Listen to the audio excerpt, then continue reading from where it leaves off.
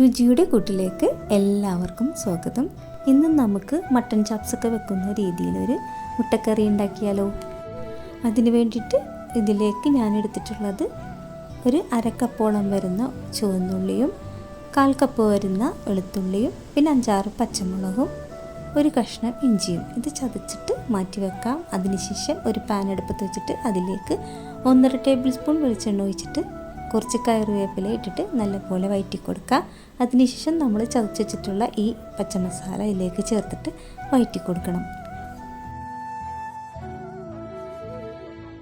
ഈ പച്ചമസാലയൊക്കെ നല്ലപോലെ പെട്ടെന്ന് വാടി വരാനായിട്ട് കുറച്ച് ഉപ്പും കൂടി ചേർത്തിട്ട് വഴറ്റി കൊടുക്കുക.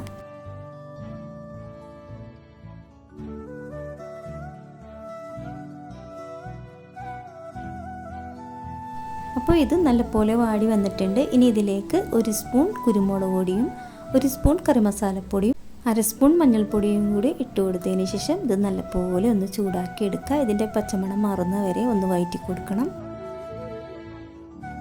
ഇനി ഇതിലേക്ക് ഒരു തക്കാളി, നല്ല വലിയ തക്കാളിയാണ് എടുത്തിട്ടുള്ളത്. ഇതിൻ്റെ തൊലിയൊക്കെ കളഞ്ഞിട്ട് ഒന്ന് ചെറിയ പീസുകളാക്കി എടുത്തിട്ടുണ്ട്. അത് ഇതിലേക്ക് ഇട്ട് കൊടുത്തിട്ടുണ്ട്. കുറച്ച് മല്ലിച്ചീരയും പുതിനയും ഇട്ട് കൊടുത്തിട്ടുണ്ട്.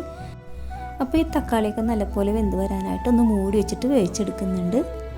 നമ്മളിതിലേക്ക് വെള്ളം ഒഴിച്ചിട്ട് വേവിച്ചെടുക്കരുത്. ആദ്യം തക്കാളി തന്നെ വേവിച്ചെടുക്കണം. എന്നാലാണ് ഇതിന് ഒരു പ്രത്യേക രുചി ഉണ്ടാവുള്ളൂ. നമ്മുടെ തക്കാളിയൊക്കെ നല്ലപോലെ വെന്ത് വന്നിട്ടുണ്ട്. ഇനി നമുക്ക് ഇതിലേക്ക് 1 കപ്പ് വെള്ളം ഒഴിച്ച് കൊടുക്കാം. എന്നിട്ടിത് നല്ലപോലെ ഇളക്കി കൊടുക്കാം. ഇനി ഇത് തിളച്ച് വരട്ടെ. അപ്പോൾ ഇത് നല്ലപോലെ തിളച്ച് വന്നിട്ടുണ്ട്. ഇനി നമുക്ക് ഇതിലേക്ക് പുഴുങ്ങി വെച്ചിട്ടുള്ള മുട്ടകൾ ഇട്ട് കൊടുക്കാം.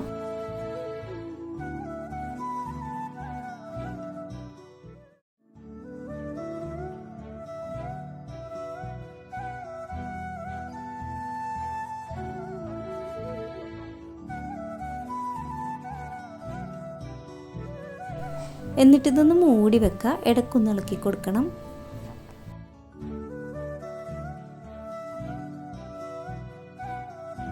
അപ്പോൾ ഇത് തിളച്ചൊന്ന് കുറുകി വരുന്ന സമയം കൊണ്ട് നമുക്ക് ഇതിലേക്കുള്ള അരപ്പ് റെഡിയാക്കാം. അതിന് വേണ്ടിയിട്ട് ഞാനിവിടെ 1/2 മുറി തേങ്ങ ചിരകിയെടുത്തതിലേക്ക് കുറച്ച് കഷ്ണട്ട് ഇട്ട് കൊടുത്തിട്ടുണ്ട്. ഇനി ഇത് നല്ലപോലെ അരച്ചെടുക്കണം. കുറച്ച് മാത്രം വെള്ളം ഒഴിച്ചിട്ട് അരച്ചെടുക്കുക. ഇത് നല്ലപോലെ തിളച്ച് കുറുകി വന്നിട്ടുണ്ട്. ഇനി നമുക്കിതിലേക്ക് അരപ്പ് ചേർത്ത് കൊടുക്കാം.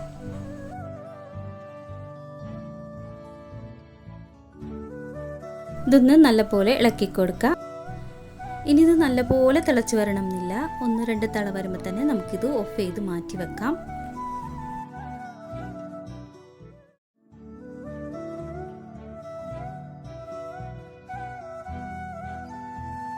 അപ്പോൾ ഇത് ഒന്ന് തിളച്ചിട്ടുണ്ട്. ഞാനിത് സ്റ്റവ് ഓഫ് ചെയ്ത് മാറ്റി വെക്കുന്നുണ്ട്. അതിനുശേഷം ഒരു പാൻ അടുപ്പത്ത് വെച്ചിട്ട് അതിലേക്ക് കുറച്ച് വെളിച്ചെണ്ണ ഒഴിച്ച് കൊടുത്തിട്ടുണ്ട്. ഇനി ഇതിലേക്ക് കുറച്ച് കറിവേപ്പില ഇട്ട് കൊടുക്കുക. മല്ലിച്ചീരയും വേണമെങ്കിൽ പുതിനയും ഇട്ട് കൊടുക്കാം. ഇനി സ്റ്റവ് ഓഫ് ചെയ്തതിന് ശേഷം 1 സ്പൂൺ നുറുക്കുമുളക് ഇട്ട് കൊടുക്കുക.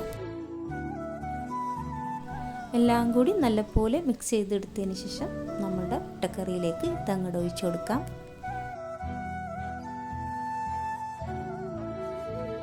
അപ്പം നമ്മളുടെ അടിപൊളി മുട്ടക്കറി റെഡി ആയിട്ടുണ്ട്. ഈ കറി നമുക്ക് ചപ്പാത്തിൻ്റെ കൂടെ ആണെങ്കിലും പുട്ടിൻ്റെ കൂടെ ആണെങ്കിലും പത്തിരിയുടെ കൂടെ ആണെങ്കിലും ഇനി ചോറിനാണെങ്കിൽ കൂടി നല്ല ടേസ്റ്റ് ആയിരിക്കും കഴിക്കാനായിട്ട്.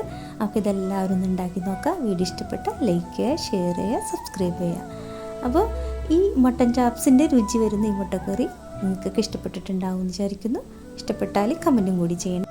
അപ്പോൾ അടുത്ത നല്ലൊരു വീഡിയോയുമായി വരുന്നതുവരെ ബൈ.